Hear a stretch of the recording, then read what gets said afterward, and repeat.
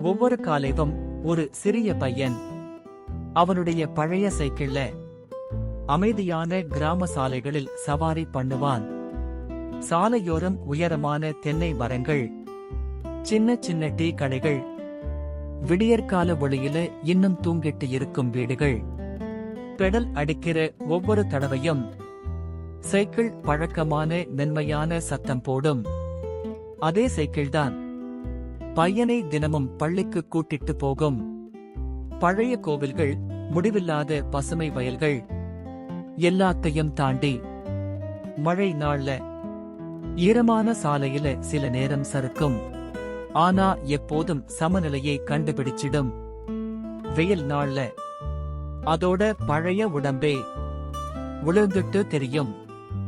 ஒரு மாலை நேரம் நீண்ட நாளுக்கு பிறகு பையன் சைக்கிள் சக்கரத்தில இருந்த சேற்றை அமைதியா துடைப்பான்.